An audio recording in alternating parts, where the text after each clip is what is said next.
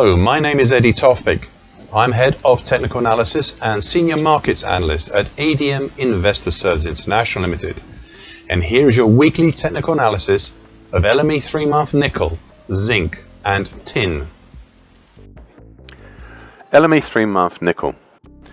Okay, so just to remind you, I have said repeatedly in this commentary for months and months that the most significant feature of this market has been the key lows of 2021 at 15,665, which led to the lows of late November 2023, plus the lows in 2024, most recently in late October, November and early December. And I suppose also the congestion in January and February this year. So I'll now reprise part of my commentary, the same part of my commentary I'd given here for many months now. And I quote, "At this point that I feel obliged once again to mention the big descent in scallop pattern I've been going on about for months and months, and what it may mean within the near-term universe." So the key level had been the lows at 15,840.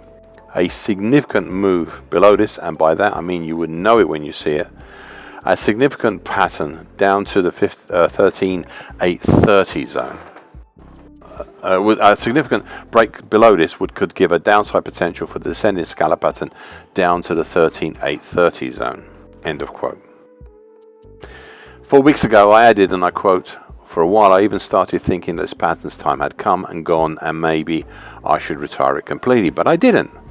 Well, we definitely had, as I said, a significant move, one you would recognize when you saw it, and prices dropped down like a stone down to the 13,830 zone with a low of 13,865. All in all, it is satisfying to see such a move down to a target I have been prattling on about for many months, and to do it in a way that I suspected it might. As for what's next, well, we have just reached the end of a huge move, and I think it will require some more thought and observation to see what will be next. End of quote. So, my observations and thoughts a few weeks onwards are these. The levels of 15,840, especially a low of 2021 at 15,665, are still key, as we've seen this past 4 and a bit weeks. 15,665 has next to it the flatlining mauve medium moving average, currently at 15,660, and the green short medium moving average, and that's currently at 15,760.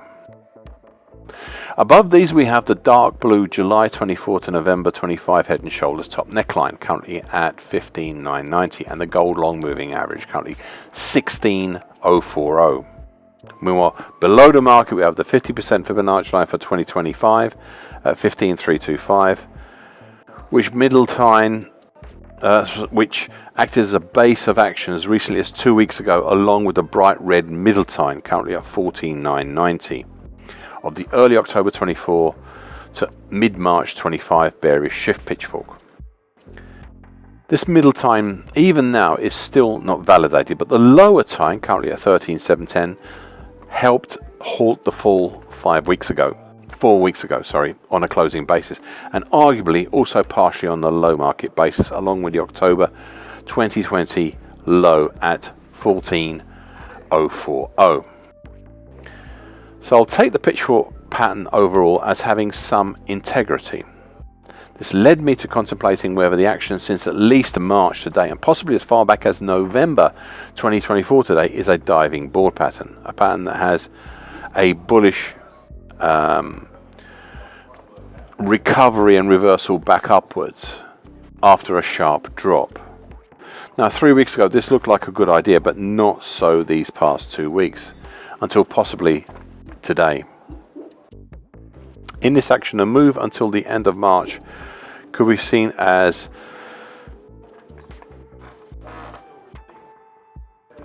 a diving board approach. The start of April until the middle of the month is the plunge, and since the first third of April, the recovery back upwards or return to the surface and the climb out of the water. Nearly 9 out of 10 such patterns see a move up to the base of the diving board, in other words the 16,000 area, A quarter stop rising within the diving board, so that would be between about 16,000 to 16,780.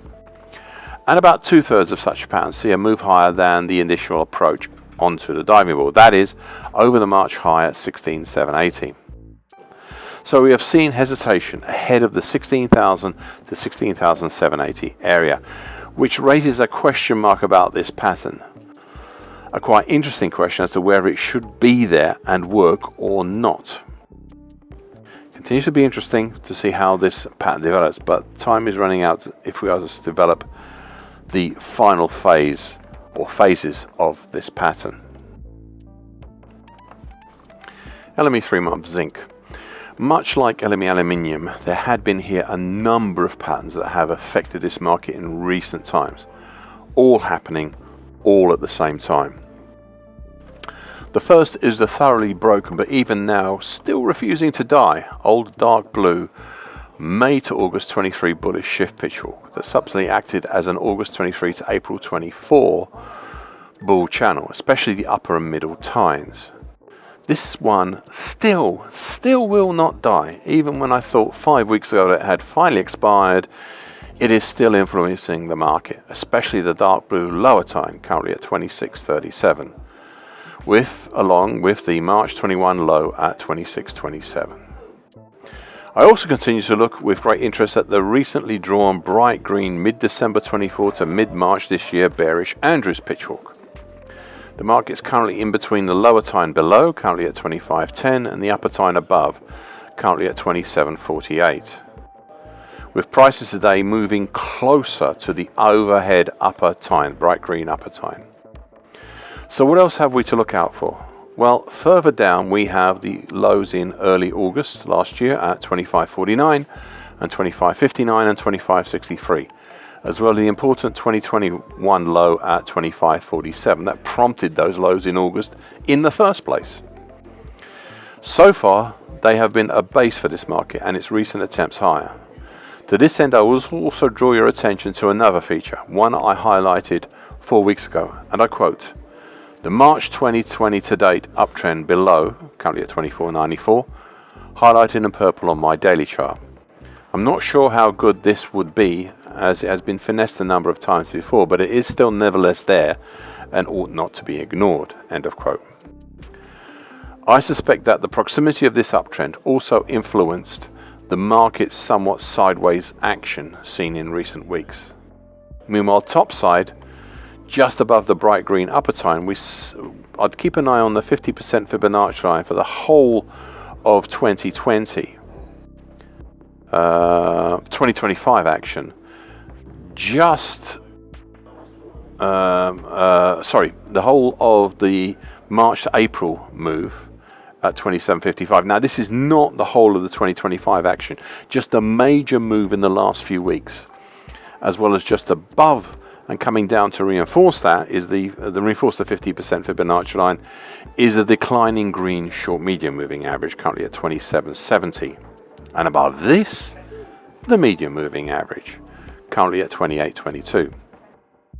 The medium moving average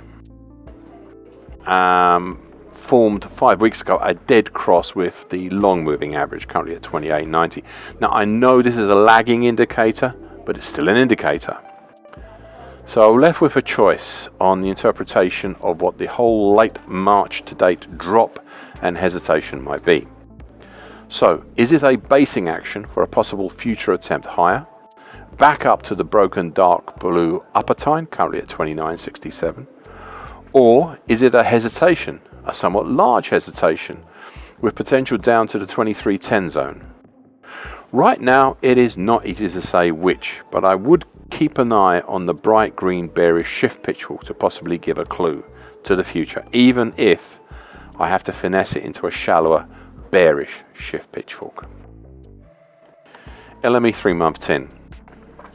A market here that technical analysis worked on quite well. So, as in some of the other metals I've discussed, there are a number of patterns here affecting the market all at the same time.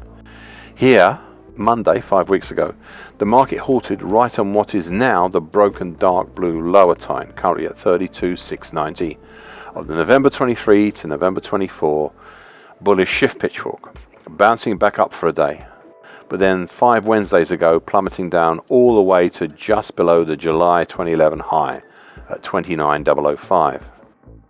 On the way down, it passed through the nearby gold long moving average, currently at 31,415, the mauve medium moving average, currently 31,750, closing below both before turning back up again for just a day in the middle of April before dropping down once more, though this time not so far, and instead reaching up to the then reaching back up to the broken dark blue lower tine 2 and 3 weeks ago, as well as the just above that purple neckline extension, currently at 32,480, of the April 24 head and shoulders continuation pattern. Then 2 weeks ago prices dropped once more, though this time not as far, only down to the combination of the 50% Fibonacci line for the March 23 April 24 move at 30,010. The bright red neckline extension, which is currently at 30,000, of the November 23 to January 24 reverse head and shoulders bottom, and piercing, though not breaking, the newly drawn bright green lower tine, currently at 3380, of the late November 24 to early April 25 bullish pitchfork, where the market turned sharply higher, and with the separation now of the dark blue lower tine, which is above it, and the purple neckline, which is below it, makes any attempt higher that much easier. Covering all of this, I did say 4 weeks ago, in case we see prices relate to the dark blue lower tine, and I quote, we see the market try and run along the underside of it, which we have seen happen, end of quote, which we have seen happen these past few weeks. I'd also, as I said last week, keep a watchful eye on the congestion below between 29,880 to 32,05, end of quote. However, it does seem as if the market wishes to make a strong test of the overhead purple neckline right now. Thank you for listening and watching this broadcast. This weekly broadcast gives the essential market patterns and consequences. Please be aware of the risk disclaimer posted both at the front and at the back of this broadcast. The copyright is Eddie Tofpik and ADM Investor Services International Limited. And here comes the final important bit.